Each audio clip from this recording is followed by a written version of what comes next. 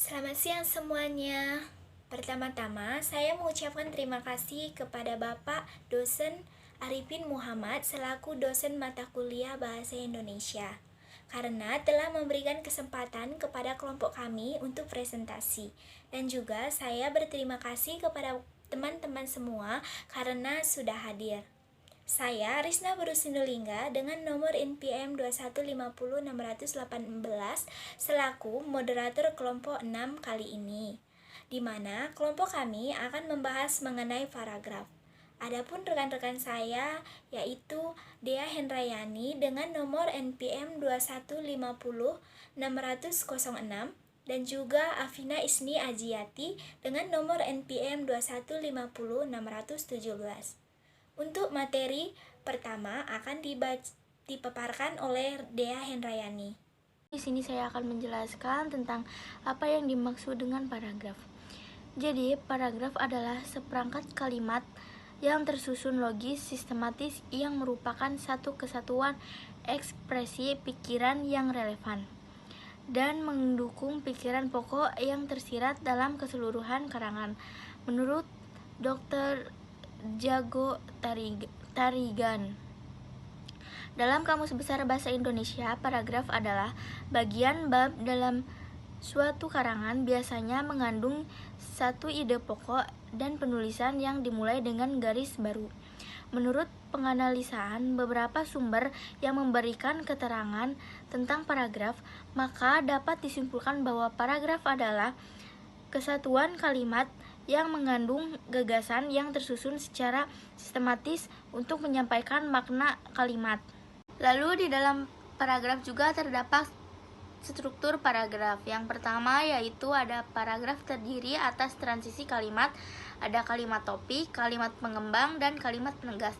Yang kedua, paragraf terdiri atas transisi berupa kata, kalimat topik, kalimat pengembang, dan kalimat penegas.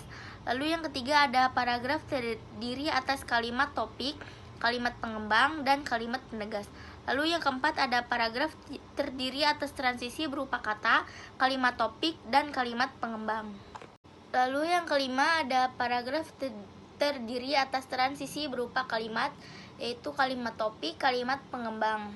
Yang keenam ada paragraf terdiri atas kalimat topik dan kalimat pengembang. Lalu yang ketujuh ada paragraf terdiri atas kalimat pengembang dan kalimat topik. Baik, terima kasih Dea. Untuk materi selanjutnya ada unsur-unsur paragraf. Unsur-unsur paragraf terbagi ke dalam 5 bagian. Yang pertama ada topik atau gagasan utama. Topik atau gagasan utama merupakan unsur yang paling penting dalam sebuah kalimat karena menjadi jiwa atau isi dari keseluruhan paragraf. Unsur-unsur ini biasanya berupa masalah atau gagasan pengarang yang ingin disampaikan kepada para pembaca. Yang kedua ada kalimat utama. Kalimat ini adalah kalimat yang mengandung suatu gagasan utama yang diletakkan secara tersirat. Kalimat utama adalah sebuah kalimat yang sifatnya umum. Yang ketiga ada kalimat pendukung. Kalimat pendukung merupakan kalimat yang mengandung gagasan-gagasan penjelas. Kalimat ini mempunyai fungsi untuk menguatkan atau mendukung gagasan utama yang ada pada kalimat utama dengan cara memberikan data berupa fakta, contoh, opini, dan lain-lain. Yang keempat ada transisi. Supaya menjadi sebuah paragraf yang padu pada kalimat-kalimat di dalam paragraf disusun dengan menggunakan transisi atau konjungsi. Ada 2 macam konjungsi, yaitu konjungsi antar kalimat dan konjungsi intra kalimat. Yang kelima ada penegas.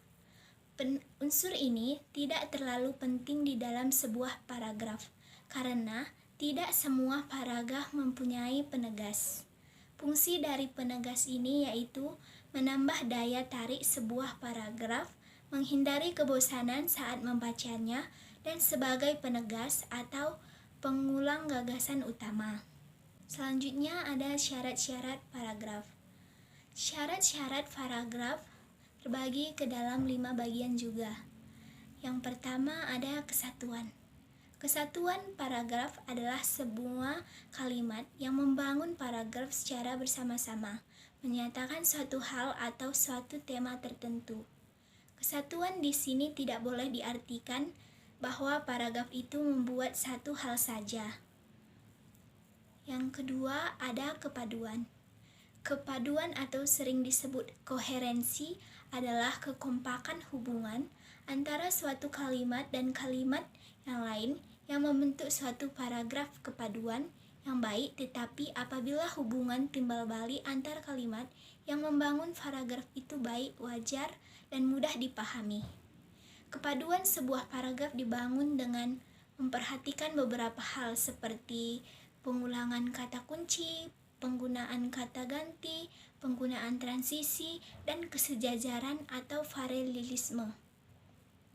Yang ketiga ada kelengkapan. Kelengkapan adalah suatu paragraf yang berisi kalimat-kalimat penjelas yang cukup untuk menunjang kalimat topik. Paragraf yang hanya ada satu kalimat topik dikatakan paragraf yang kurang lengkap apabila yang dikembangkan itu hanya diperlukan dengan pengulangan-pengulangan adalah paragraf yang tidak lengkap. Keempat, ada panjang paragraf.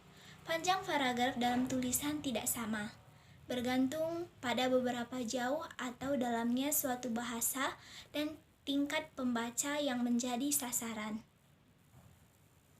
Yang kelima ada pola susunan paragraf. Rangkaian pernyataan dalam paragraf harus disusun menurut pola yang taat asas. Pernyataan yang satu disusun oleh pernyataan yang lain dengan wajar dan bersetalian secara logis.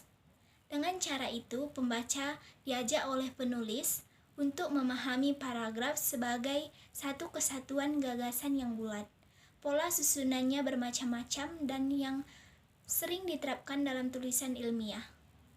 Antara lain ada pola runtunan waktu, pola uraian sebab akibat, pola perbandingan dan pertentangan, pola analogi, pola daftar, dan pola lain.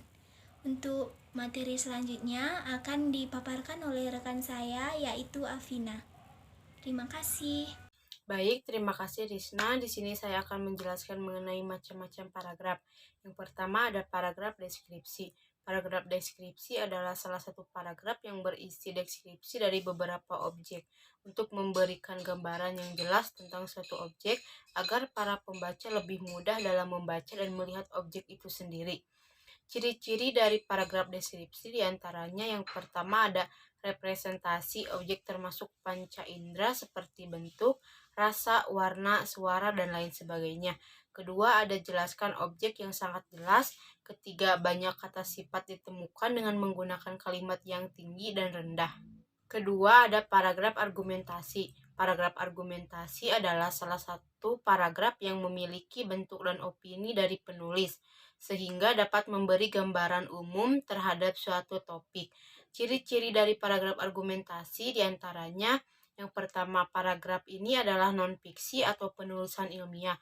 Yang kedua, berikan alasan kuat dalam bentuk data dan fakta untuk dipercayai pembaca.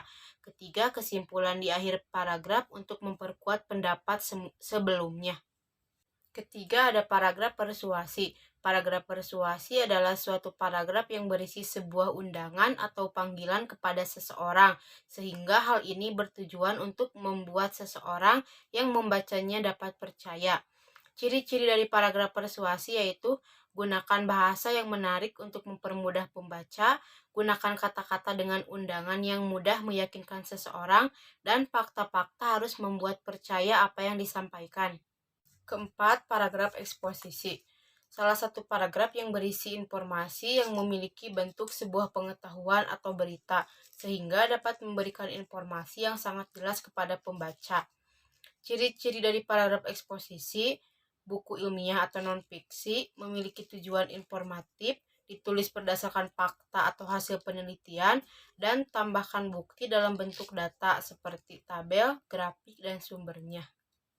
Yang kelima ada paragraf narasi. Paragraf narasi adalah salah satu paragraf yang menggambarkan tentang sebuah peristiwa yang tertentu sehingga dapat diurutkan tertentu dan pembacanya dapat terhibur.